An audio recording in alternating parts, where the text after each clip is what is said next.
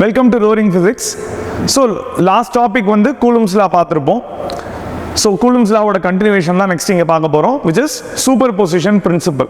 So what is the superposition principle? So அதுக்கு முன்னாடி இந்த Coulomb's law and superposition principle தான் நம்ம என்ன சொல்லுவோம்னா basic fundamental law of electrostatics னு சொல்லுவோம். Because இந்த ரெண்டு law தான் எதை பத்தி பேச போறதுன்னா that is a force interaction between the charges அப்படிங்கற விஷயத்தை ரொம்ப clear-ஆ define பண்றது இந்த ரெண்டு law மூலமா தான். ஓகேவா? So this law is next one. The Coulomb's law அடுத்து வர போறது this is superposition principle. So what is the difference between this Coulomb's law and superposition principle? Already நம்ம கிட்ட தான் Coulomb's law இருக்கு. இப்போ எதுக்கு நம்ம superposition principle ன்ற ஒரு கான்செப்ட்க்கு நம்ம போக போறோம் அப்படினா this ரொம்ப சிம்பிள் தான். லாஸ்ட் கிளாஸோட எண்ட்ல சொல்லிருப்பேன் which is the limitations of this Coulomb's law. So there were some restriction. So we can't able to use. So அங்க வரும்போது பார்த்திருப்போம் it is restricted only to 2 point charges அப்படின்னு பார்த்திருப்போம். ரெண்டு பாயிண்ட் சார்ஜுக்கு நடுவுல இருக்கிற ஃபோர்ஸ் இன்டராக்ஷனை மட்டும் பத்தி சொல்றதுக்கு தான் நமக்கு Coulomb's law which is applicable. So 2 or more charges ன்னு போய்ட்டோம்னாலே we should get the help from this superposition principle. So this is what the difference between this Coulomb's law and superposition principle and மற்ற எல்லா விஷயமும் that remains same. So நார்மலா நம்ம என்ன Coulomb's law ல இருந்து என்ன ஃபோர்ஸை வந்து derive பண்ணோமோ அதை வச்சுட்டே தான் superposition principle பார்க்க போறோம். சரியா? Is that clear? Any doubts? Yes. Okay. So this is what the definition of this superposition principle, because the திருப்பி நான் definition சொல்லி போர்டில் எழுதுறதுனால கொஞ்சம் time ஆகுதுன்றதுனால already I have written this. Okay. So what is this superposition principle? அதுக்கு முன்னாடி சின்ன ஒரு diagrammatic representation நான் தரேன். Okay. So likely to be இங்க ஒரு சார்ஜ் இருக்குன்னு எடுத்துக்கோங்க. Okay. This is a kind of say for example this is a point charge. Okay. So or else நான் அழகா எப்படி போடணும்னா இப்படி போடுறேன். Okay. So this is a point charge which is Q1 அப்படின்னு எடுத்துப்போம். Okay. So another one Q2, another one Q3, another one Q4. இந்த மாதிரி நிறைய இது ஒரு சிஸ்டம் சொல்லுவோம். It consists of more number of charges. அப்ப நிறைய charges இருக்குன்னா it's likely to be a kind of system. Okay. நிறைய charges உள்ள இருக்கு. ஸோ இது எல்லாத்தையுமே என்ன பண்ணியிருக்கேன், ஒரு லைன் ஆஃப் ஆக்ஷனில் என்ன பண்ணியிருக்கேன் நான் ஜாயின் பண்ணியிருக்கேன். ஸோ நம்மளுக்கே ஆல்ரெடி தெரியும் அது என்னன்னு சொல்லுவோம் 1 to 2 அப்படின்னா நம்ம ஆல்ரெடி ப்ரீவியஸ் லெக்சரில் Coulomb's law பார்க்கும்போதே பார்த்தோம். So Q1 Q2 which is R12, Q1 Q3 R13, Q1 Q4 R14. Is that clear? Already நம்ம என்ன லாஸ்ட் லெக்சரில் பண்ணோமோ அதே விஷயத்தை தான் பண்ணுறேன். No difference at all. சரியா? ஓகே. இப்போ இதுக்கு நம்ம எப்படி சூப்பர்பொசிஷன் பிரின்சிபல் அப்ளை பண்ணுறது? பிகாஸ் இப்போ நான் என்ன பண்ணணும், Coulomb's lawனா Q1 Q2 Coulomb's law, Q1 Q3 Coulomb's law, Q1 Q4 Coulomb's law. இந்த மாதிரி Coulomb's lawவை செப்பரேட்டா எடுத்து அதை நெட்டை என்ன பண்ண போறேன், அதை டோட்டல் என்ன பண்ண போறேன், சம்மேஷன் பண்ண போறேன். So I am going to add these forces individually. I am going to add these forces individually. அதை தான் இங்க சொல்லியிருக்கேன் டெஃபினிஷனா. இதுதான் உங்களோட superposition principal. So Coulomb's law தனித்தனியா எடுத்து ஒவ்வொரு ஃபோர்ஸ் டேர்மா எடுத்து அந்த ஃபோர்ஸ் டேர்மை we are going to add. சரியா? We are going to add those force terms. அதை தான் நம்ம என்னன்னு சொல்ல போறோம்னா சூப்பர்பொசிஷன் பிரின்சிபல்னு சொல்ல போறோம். அதை தான் இங்க டெஃபினிஷன்ல கொடுத்திருக்காங்க. ஓகே. சோ டெஃபினிஷன் என்ன சொல்றது பாரு, the total force acting on the charge. So what is the total force acting on the charge? நான் இப்போ எதை வச்சிருக்கேன் ரெஃபரன்ஸா, this Q1 is as reference. இங்க இருந்து தான் எல்லா சார்ஜஸ்க்கும் நான் லைன் ஜாயினிங் கொடுக்குறேன். சரியா? So this Q1 as reference, அதுதான் இங்க சொல்றேன். Total force acting on the charge which is Q1 is equal to vector sum of, ஏன் வெக்டார்னு சொல்லணும், வெறும் சம் சொல்லாமே, since you know the force is a vector quantity. அதையும் நம்ம லாஸ்ட் லெக்சர்ல பார்த்துட்டோம். Force is a vector quantityன்றதுனால I am using the word that is called vector since it is having some direction. Vector sum of forces exerted by all other charges. Okay. Like நம்ம என்ன சொல்லிருப்போம், நம்ம போன லெக்சரில் சொல்லும்போது F21 சொல்லிருப்பேன்.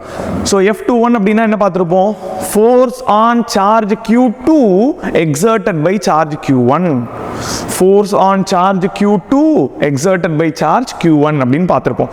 அதே விஷயத்தை தான் இங்கே சொல்ல போகிறோம். ஸோ இங்கே என்ன இருக்கு, F12 F13 F14 இப்படி இருக்கா. அப்போ force on charge Q1 exerted by Q2, charge force on charge Q1 exerted by Q3, force on charge Q1 exerted by Q4. அப்படியே 15 16 17 14 the system will go up to n terms. சரியா? So this is known as superposition principle. Here I have confined only up to Q4 வரைக்கும் பண்ணிருக்கேன். உங்களுக்கு வேணும்னா எவ்வளவு வேணாலும் சிஸ்டம்ல சார்ஜஸை ஏத்திண்டே போகலாம். No issues at all. சரியா? Clear? right? So this is what the definition also says. So நான் என்ன வந்து கான்செப்டா சொன்னா அதுதான் டெஃபினிஷனா கொடுத்திருக்கேன். புரிஞ்சுதா? Is that clear? Can we make an expression for this? எப்படி எக்ஸ்பிரஷன் போடணும்? Okay, எக்ஸ்பிரஷன் இதை விட சிம்பிள். Yes, கவனிங்க. Okay, if we try to make the expression, சரியா?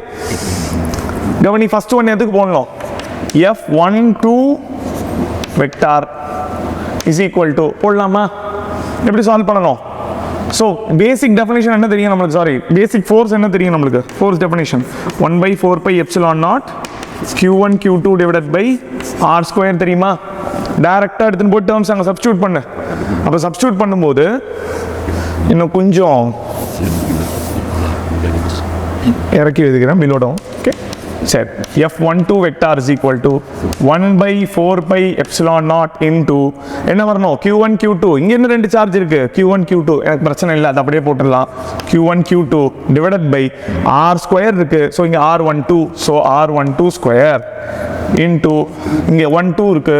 So line joining will be 21 R21 cap. புரிஞ்சுதா?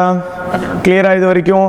அந்த மாதிரி எல்லாத்துக்கும் எழுதலாமா? பை சிமிலர்லி எல்லாத்துக்கும் பண்ணலாம்ல? ஓகே, ஸோ F13 நான் கடகடன்னு எழுதுறேன், நீயும் ட்ரை பண்ணி என் கூடயே. 1 by 4 pi epsilon naught into Q1 Q3 divided by R sorry இந்த இடம் வந்து which is 21 தப்பா எழுதிட்டேன். R21 அதே மாதிரி இங்க R31 square into R31 cap. F14 எழுது 1 by 4 pi epsilon naught. Similarly அப்படியே எழுதுறது தான். ஓகே, ஸோ எக்ஸ்பீரியன்ஸ் எல்லாம் வேணும் இது எழுதுறதுக்குலாம் இல்லை. சிமிலர்லி அப்படியே ஒரே விஷயத்தை திருப்பி நான் ரிப்பீட் பண்ணுறேன். So Q1 Q4 divided by R41 square into R41 cap. That's it, ஓவரா? எல்லாம் வந்தாச்சா? என்ன சொன்னேன் இப்போ நான்? Vector sum of force exerted. Vector sum. அப்போ வெக்டார் சம்னா என்ன பண்ணணும்? எல்லாத்தையும் ஆட் பண்ண போகிறோம். அப்படி எப்படி எல்லாத்தையும் ஆட் பண்ணுறது? So the net force or net force or total force எப்படி எடுத்துன்னு வரணும்? எல்லாத்தையும் ஜஸ்ட் ஆட் பண்ணு. அப்ப ஆட் பண்ணும்போது என்ன ஆகும்? total F vector is equal to F12 plus F13 plus F14 vector. That's it, over. Okay, just try to add all those things. அப்ப ஆட் பண்ணு. அப்ப ஆட் பண்ணும்போது என்ன ஆகும்? 1 by 4 pi epsilon naught 1 by 4 pi epsilon naught 1 by 4 pi epsilon naught என்ன இருக்கு? காமனா இருக்கா? அப்ப காமன்னா தூக்கி வெளில போட்டுடலாமா? அப்ப வெளில போட்டா என்ன வரும்? Can I use this space? இதை யூஸ் பண்ணிக்கவா? Okay, so கவனி, F vector is equal to இங்க continuation போடுறான். continuation சரியா? F vector is equal to 1 by 4 pi epsilon naught நான் காமன் அவுட் பண்ணிட்டேன். சரியா? இல்லைன்னா அதுக்கு இன்னொரு ஒரு ஸ்டெப் போடணும். அதுக்காக நான் ஜஸ்ட் என்ன பண்ணிட்டேன்? I have common out this 1 by 4 pi epsilon naught. அப்போ காமன் அவுட் பண்ணனா பாரு, Q1 Q2 divided by R21 cap, sorry R21 square, 21 square into R21 cap plus add பண்ண அப்படியே ஆட் பண்ணிட்டே போக வேண்டியதுதான். வேற ஒரு விஷயமும் கிடையாது இதுல. Okay, just I try to rub this. Okay, plus Q1 Q3 divided by R31 cap, so sorry R31 square into R31 cap plus Q1 Q4 divided by R41 square into R41 cap. That's it, sir. Over. இதை நான் இதில் over சொல்கிறேன். அப்படி உனக்கு டேர்ம்ஸை continue பண்ணணும் அப்படின்னு உனக்கு ஒரு ஆசை இருந்ததுன்னா இன்றைக்கும் அந்த ஆசையை நான் ஸ்டாப்பே பண்ணல. ஓகே, ஒரு டாட்டை போட்டு அப் டு n டேர்ம்ஸ் நீயே போட்டுக்கோ, அவ்வளோதான். சரியா? எவ்வளோ வேணுமோ ஃபோர்ஸ் டேர்ம்ஸ் அந்த மாதிரி லைக் Fn அப்படின்னு போட்டுக்கலாம். போட்டுக்கோ, அது வரைக்கும் இஷ்டம். கிளியரா? இது வரைக்கும் புரிஞ்சுதா? Any doubts up to this? This is what your superposition principle. ரொம்ப சிம்பிள், அவ்வளோதான். ஆட் பண்ணிட்டேன் பார். This term plus this term plus this term எல்லாத்துக்கும் என்னது? வெக்டார் சம்மேஷன் இருக்கா? வெக்டார் சம்மேஷன் இருக்கா? F12 F13 F14. So இந்த சார்ஜ் Q2 Q3 Q4 இதெல்லாம் ஒரு ஃபோர்ஸ் எக்ஸர்ட் பண்ணுமா? யார் மேல எக்ஸர்ட் பண்ண போறது? F1 மேல எக்ஸர்ட் பண்ண போறது. அதோட நெட் ஃபோர்ஸ் என்ன அப்படின்றத தான் இந்த எக்ஸ்பிரஷன் மூலமா கண்டுபிடிக்கலாம். So this is extended version of your Coulomb's law. அப்போ கூலும்ஸ் லால நான் 2 சார்ஜ் இருந்ததுன்னா தனித்தனியா ஃபோர்ஸ் டேர்ம் கண்டுபிடிக்கிறேன். அந்த தனித்தனியா கண்டுபிடிக்கிற ஃபோர்ஸ் டேர்மை நான் ஆட் பண்றேன். I will arrive at this superposition principle. Is that clear?